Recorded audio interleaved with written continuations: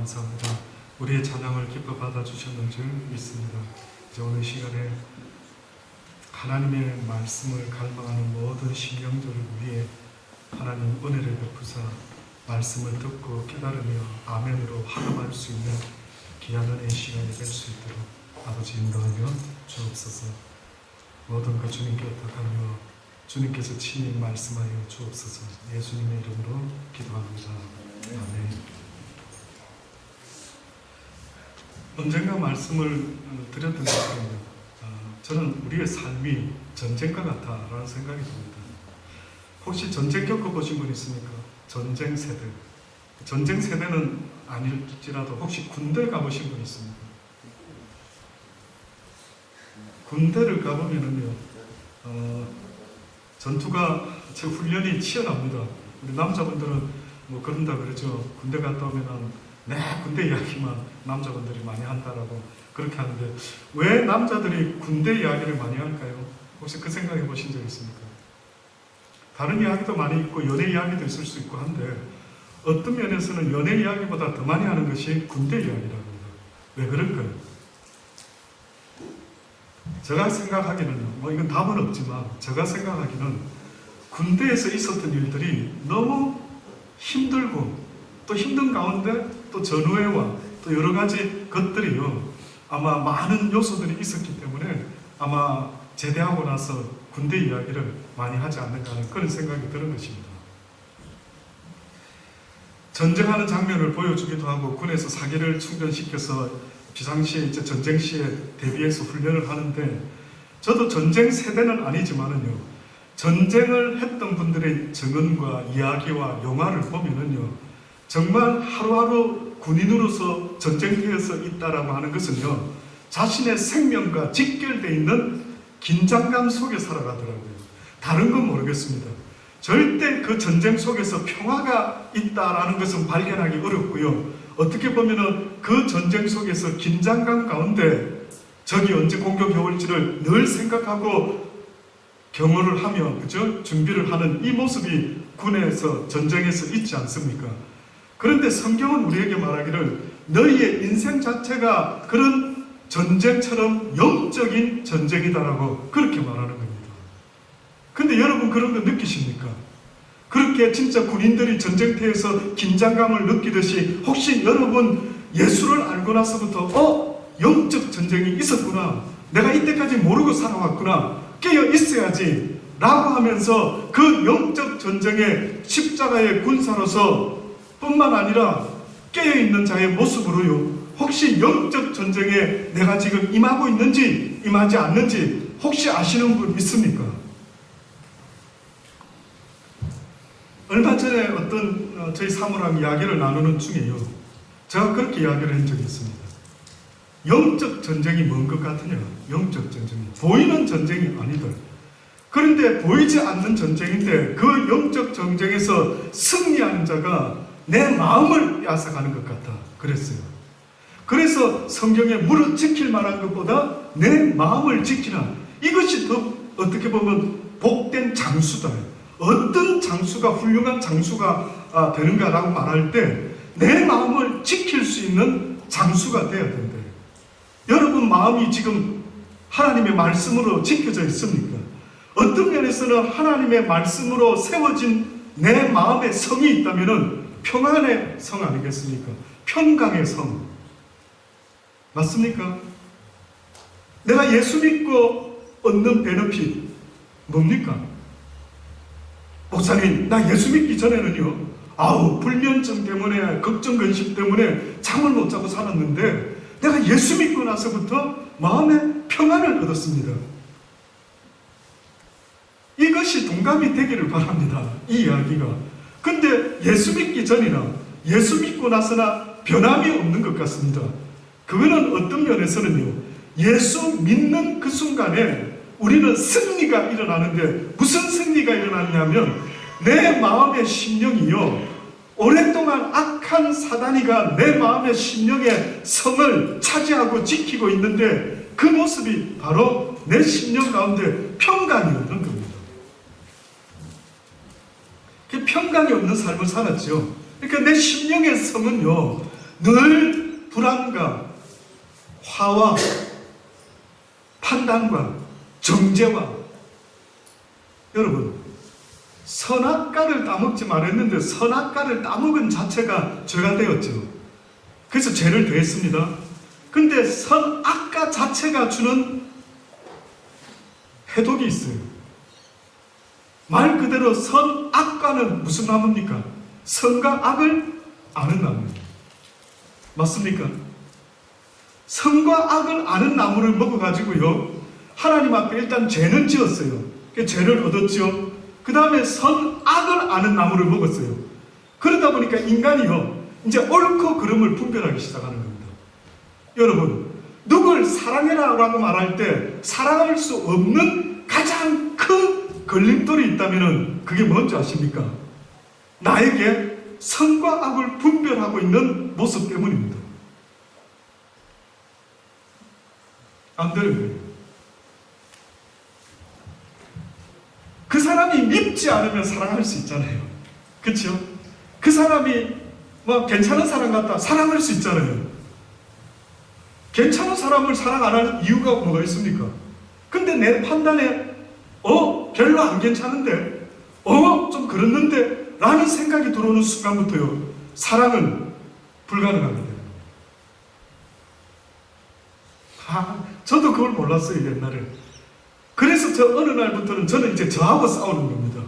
저하고 하나님의 말씀을 붙잡고, 네가 무엇이간데 판단하느냐? 모든 판단과 정죄는 오직 누구에게 달려있다고요? 여호와 하나님께 달려있대요. 하나님은 그가 죽기 전까지만 해도 회개할 수만 있다면 하나님은 기다려주고 계시는 겁니다. 그런데 우리는 그 사람이 죽기 직전인지 아닌지 알지도 못하면서 판단하고 정죄하고 심판하는 것 때문에 날마다 하나님의 사랑을 나타내지 못하고 악한 자의 종노릇을 하고 앉아있는 겁니다. 그래서 내 마음이요, 사단이 딱 점령을 해가지고 그렇게 살았던 거예요. 예수 모를 때. 근데 이제 예수님을 딱 알고 나니까 회개함으로 내가 이제는 그렇게 살아가지 않겠습니다 라고 깨달을 때 하나님이 나에게 주신 은혜가 있었는데 그게 바로 평강이라는 거예요. 그래서 그 평강이 이제 쑥 들어왔어요. 그래서 하나님이 그러시는 겁니다. 이제는 이 평강을 지켜라. 빼앗기지 않도록 지켜라는 겁니다. 그래서 저와 여러분이 이 세상 믿음의 삶을 살아갈 때 저는 무엇을 가지고 영적 전쟁이다, 영적 전쟁이 아니다 라를 어떻게 목사님은 분별하고 살아가십니까? 라고 할 때 악한 놈은 공격을 하는데 벌써 공격을 딱 당했다라는 게 느껴질 때 뭘로 아는 줄 아십니까? 저 심령 속에 평강을 빼앗아가는. 그래서 속상하게 만들고 걱정하게 만들고 근심하게 만들고 누군가를 오해하게 만들고, 그전에는 그것이 당연한 줄로 얼마나 오랫동안 종노릇 했는지 모릅니다. 여러분, 정말 하나님 말씀이 저는 진리라고 봐요. 무릇 지킬 만한 것보다 더욱 뭘 지키랍니까? 네 마음을 지키라는 거예요. 어떤 마음? 하나님이 주시는 평강의 마음을 지키는 자가 되라라고 말씀합니다.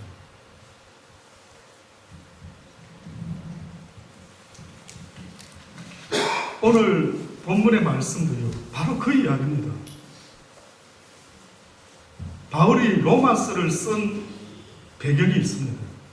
바울이 살고 있던 시대의 로마라는 나라는 어떤 나라였느냐 하면요, 힘있고 능력있고 부강한 나라, 풍요의 상징인 나라였습니다.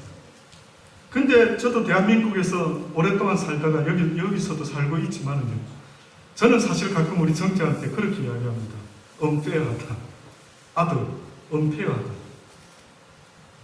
아빠는 어렸을 때에 갈비 한번 먹으려면요, 여러분은 뭐 어떻게 자주 드셨는지 모르지만 저는 1년에 명절 때 한두 번 먹었습니다. 주로 아버님이 고기를 잡으셔서 생선은 자주 먹었지만 육고기를, 갈비를 한번 먹어보려면 그렇게 자주 먹지는 못했습니다. 옛날에 특히 시골에 계신 분들 빨래할 때에 냇가에서 방망이로 두들겨서 빨래하고 TV도 없던 시대에 저희 집이 흑백 TV 한번 생겼을 때 동네 마을 사람들이 저희 집에 모여가지고 흑백 TV를 봤던 그런 생각도 나고요. 근데 오늘 이 시대는요, 너무나 어메이징인 겁니다. 마음만 먹으면 먹을 수 있는 것, 마음만 먹으면 뭐 얼마든지 풍요를 누릴 수 있는 이런 시대를 살아가고 있는데, 영적 전쟁에서 뜻밖에도 풍요가 주는 베네핏이 영적 전쟁에서 그렇게 많지가 않은 거예요. 오히려 풍요로운 것이요, 영적 전쟁에 방해가 될 수 있는 요소들이 너무나 많은 것입니다. 로마가 왜 망했는 줄 아십니까? 로마 사람들은요, 그들이 전쟁에서 이길 때마다 그 모든 베네핏을 누리기 시작하는데, 그들은 오직 한 가지만 신경 쓰면 됩니다. 어떻게 하면은 내 라이프를 즐길까? 어떻게 하면 엔조이 할 수 있을까? 이것만 그들이 생각했습니다. 심지어는 저스틴이라고 하는 어떤 순교자, 교부 시대의 어떤 사람은요, 그가 했던 말 중에 역사에 대한 이야기가, 로마에 대한 이야기가 있었는데, 로마가 얼마나 부도덕한 일이 생겼는가 하는 것을 이야기하는데, 자식을 실수로 놓게 되면은요, 다 버렸답니다. 원치 않는 자식들은 다 버렸답니다. 근데 특히 여자아이들은 거의 다 버렸답니다. 근데 그 버린 아이들을 주워서 키우는 일이 있었답니다. 근데 보니까 누가 주워갔는가 보니까 매운굴을 하는 사람들이 그 여자아이들을 주워서 키웠답니다. 그래서 그 여자아이들이 자라가지고 그렇게 살아갈 때에 누가 자기 아버지인지도 모르지만 자기 아버지도 그런 어떠한 해프닝이 있음을요, 이 저스틴이라는 분이 설명을 했더랍니다. 그 당시 때 시대 상황을. 그런데 지금 바울이 이 로마서를 썼을 때에 그런 사회적인 환경 속에서 예수를 믿노라 하는 사람들에게 쓴 이야기입니다. 한번 들어보세요. 예수를 믿노라 하는 사람들에게 쓴 이야기인데, 그 당시 때 사람들이요, 이런 생각이 있었던 모양입니다. 이제 우리가 예수님의 보혈로 구원을 받았기 때문에 어떻게 살든지 아무 상관이 없다.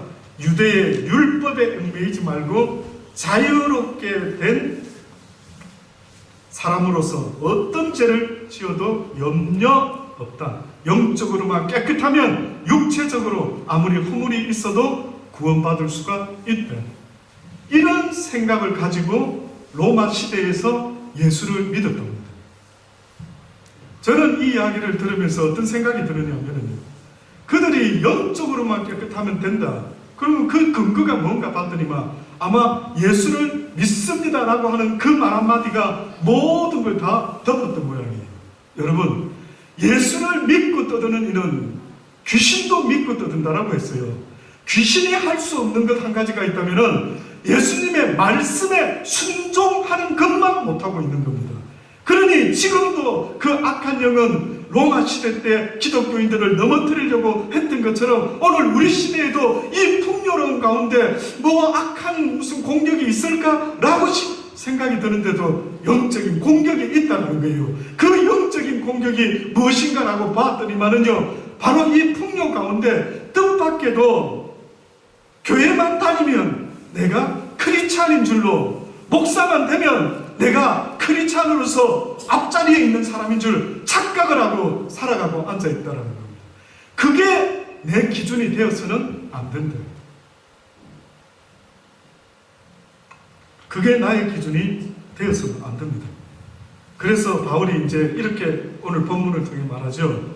그러므로 너희는 죄로 너희 죽을 몸에 왕노릇하지 못하게 하여 몸의 사욕을 순종치 말고, 영적 싸움 이야기를 합니다. 그래서 네가 어떤 인간인지 네 스스로 좀 보아라. 네가 누구에게 종노릇하는 인생을 살아가고 있는지를 보아라고 그렇게 말씀하고 있어요. 여러분, 저와 여러분은 권위자가 아닙니다. 저와 여러분은 권세 있는 자가 아니에요. 누군가에게 순종하도록 되어 있는 존재입니다. 그래서 한자에 보면은 사람 인자가 이렇게 있는데 왜 사람 인자가 이렇게 써져 있는지 혹시 아십니까? 인간이라는 존재는 홀로 서 있을 수 없는 존재이기 때문에 한자에서는 사람 인자를 이렇게 썼을 때에 사람은 누군가 서로가 지탱하면서 살아가도록 지어진 존재이다 라고 그렇게 홀로 설 수 없는 존재. 인간이라는 존재는요, 하나님이 어떻게 만들었나 보니까 윈도우 같이 만들었어요. 컴퓨터 좀 아십니까? 그러면 논리를 잘 아시겠네요. 윈도우라고 하는 것은요, 어떠한 프로그램을 깔느냐에 따라서 그 컴퓨터가 윈도우의 의미가 달라지는 것입니다. 소프트웨어를 뭘 깔느냐에 따라서 그 컴퓨터가 기능이, 역할이 게임하기 위해서 사용하면은 그냥 게임하는 컴퓨터가 되지만 다른 디자이너가 뭔가 깔면은요, 디자이너를 위한 컴퓨터가 되는 것입니다. 근데 하나님이 지금 우리에게 그렇게 말씀하고 있는 거예요. 첫 번째 하나님이 깔아놓은 소프트웨어는요, 너는 이 땅의 모든 것을 다스리라. 주의 이름으로. 하나님이 창조하신 아름다운 이 모든 세상을 아름답게 다스리라. 그리고 충만하고 풍성하라. 번성하라. 내가 너에게 명하는 것 아니겠느냐. 이 프로그램이 깔아져 있었던 거예요. 그래서 아담은 하와를 사랑하며 모든 자연을 다스리며 섬기는 청직이었죠. 그런데 어느 날 다른 소프트웨어가 나타난 겁니다. 사단이가 나타나서 뭐라고 합니까? 선악과를 따먹어라. 그러면 하나님처럼 될 수도 있다는 거예요.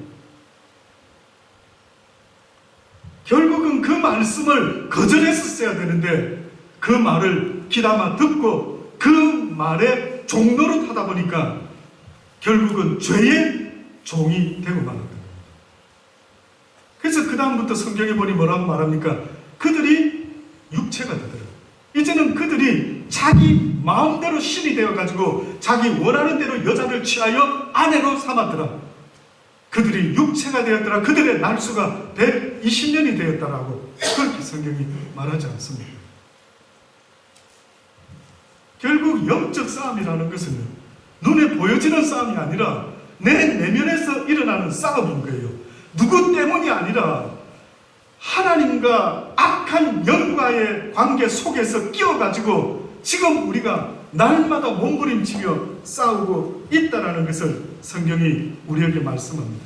그래서 빌립보서 1장 20절로 보면은 뭐라고 바울이 간절히 말하는 줄 아십니까? 나의 간절한 기대와 소망을 따라 아무 일에든지 부끄럽지 아니하고 오직 전과 같이 이제도 온전히 담대하여 살든지 죽든지 내 몸에서 그리스도가 존귀히 되게 하려 하나니 이는 내가 사는 것이 그리스도니 죽는 것도 유익하다. 그러나 만일 육신으로 사는 이것이 내 일의 열매일진데 육신으로 하나님을 기쁘게 하며 살아가는 이것이 내 일의 열매가 된다 할진대 무엇을 가릴는지 나는 알지 못하노라.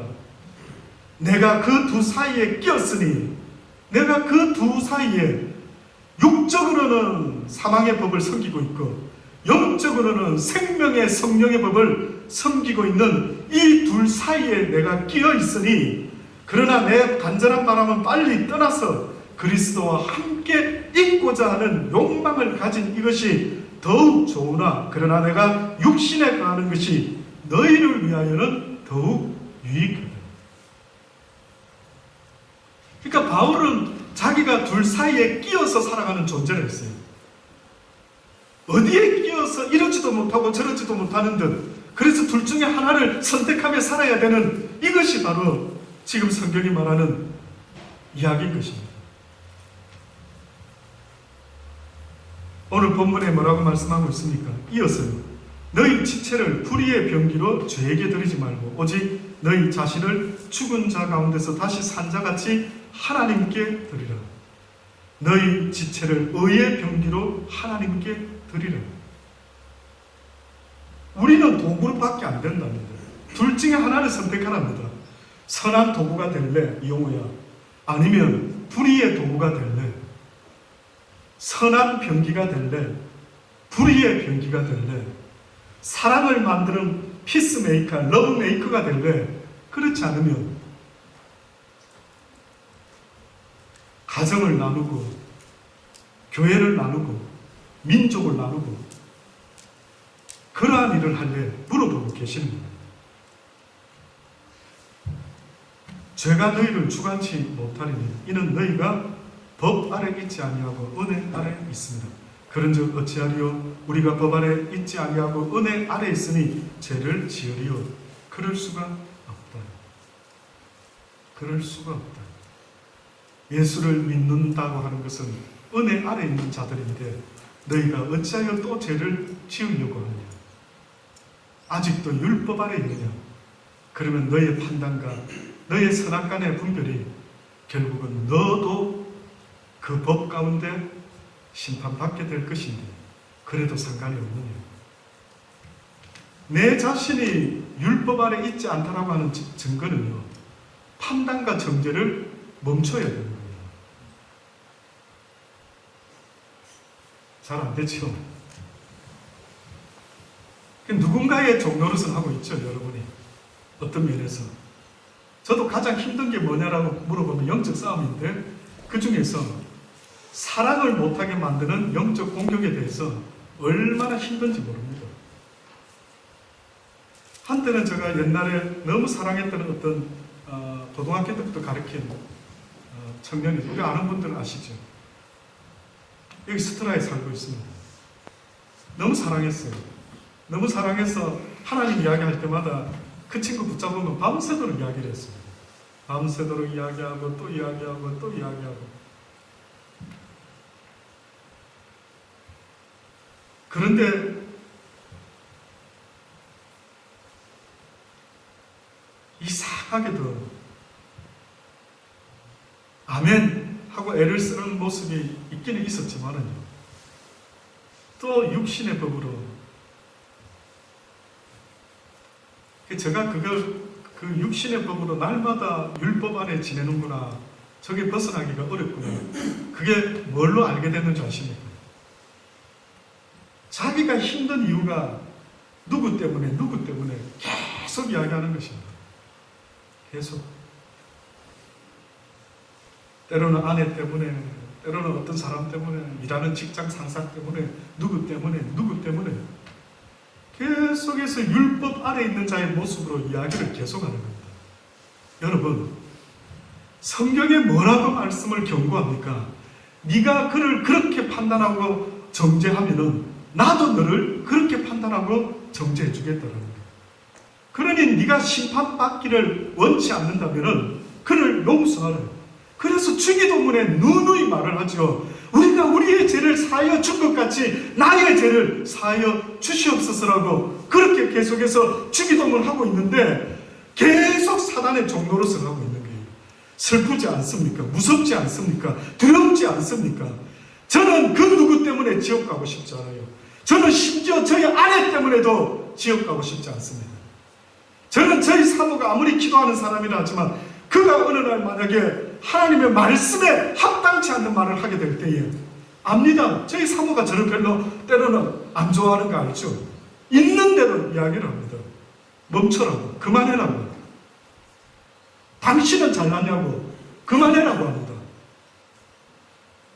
나 살고 싶었어요. 여러분, 여러분과 저가 혹시 조금 차이가 있다면요, 저는 천국 가고 싶습니다. 지옥이 싫어요. 이 땅에서 무명한 자로 살아도 좋은데요, 저는 천국은 잃어버리고 싶지가 않아요. 성경은 누누이 말했어요. 나의 말에 순종하는 믿음의 결과는 영생이라고 말했어요. 영원한 복된 생명을 주겠다고 말했고, 이 땅의 잠시의 고난을 이기면 영원한 생명을 줄 것이니 사랑하는 자들아, 잊지 말고 이 땅에서 어떤 고난이 있어도 하나님의 말씀에 순종함으로 너희의 영혼을 지켜라고 계속 말하는 거예요. 저는 여러분하고 관계 속에서 한 가지, 여러분의 영혼이 전부 다 천국 가기를 바라는 것 말고는 없습니다. 그 판단을 하나님이 하게 내버려 두세요. 내가 넘어지고 쓰러지는 것도 내버려 두세요. 가끔 저희 사모가 저를 육적으로 사랑하니까 그저 뭐 나에 대해서 걱정하고 근심하는데, 어느 때는 제가 그게 너무나 숨막혀서 내버려 두라고 합니다. 내버려 두라고. 당신이 내가 하나님의 종이라고 진짜 믿는다면 내가 넘어지고 쓰러짐이 그분 앞에 있지 않겠느냐고. 왜 당신이 인간적으로 걱정하느냐고. 여러분, 영적 전쟁입니다.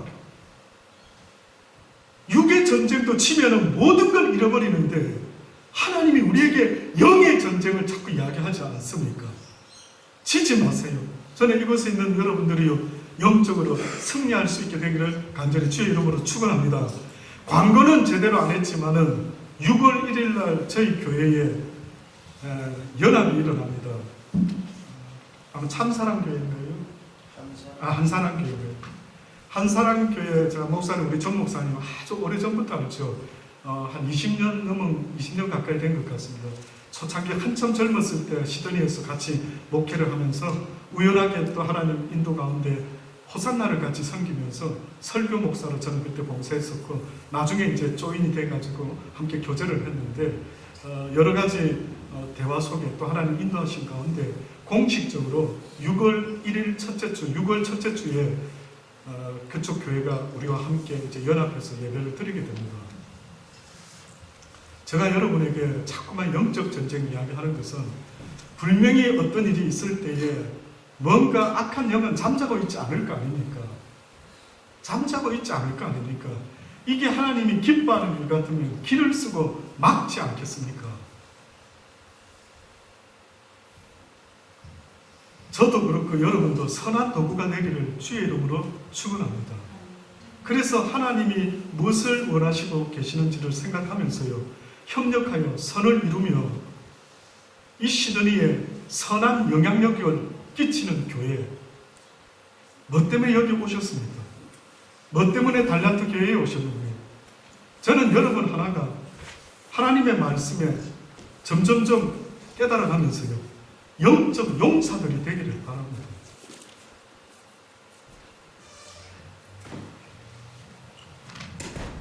두 분의 목사가 생긴다 해서 어떤 권위가 막 부딪히지는 않을까. 근데 너무 많이 염려는 안 하셔도 됩니다. 충분히 이야기를 계속 나누고 있고요. 또 그럴 이유가 있습니다.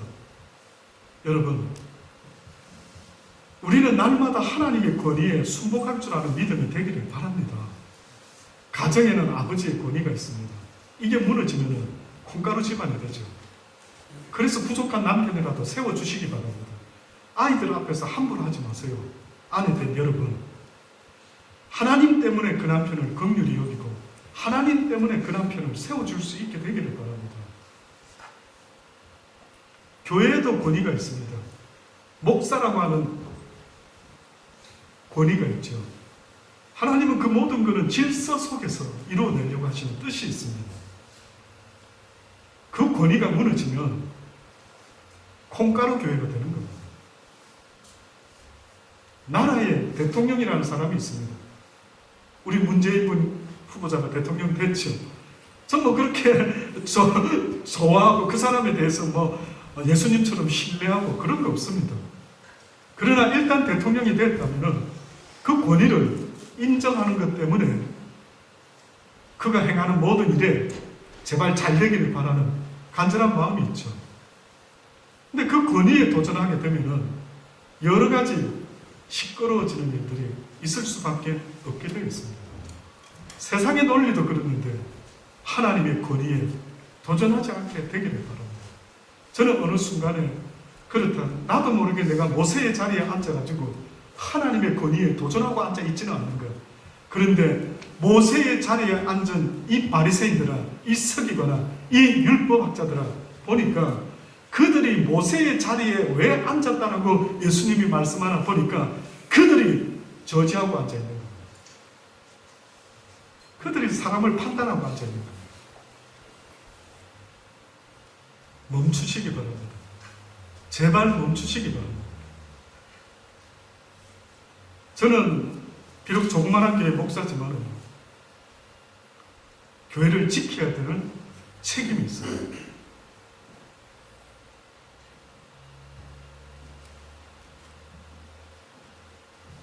새로운 이제 사람들이 분명히 이제 올 것인데, 저는 여러분이요, 정말 괜찮은 교회들이 되기를, 그래서 그들이 우리의 신앙생활을 보고 와, 이런 교회가 다 있나?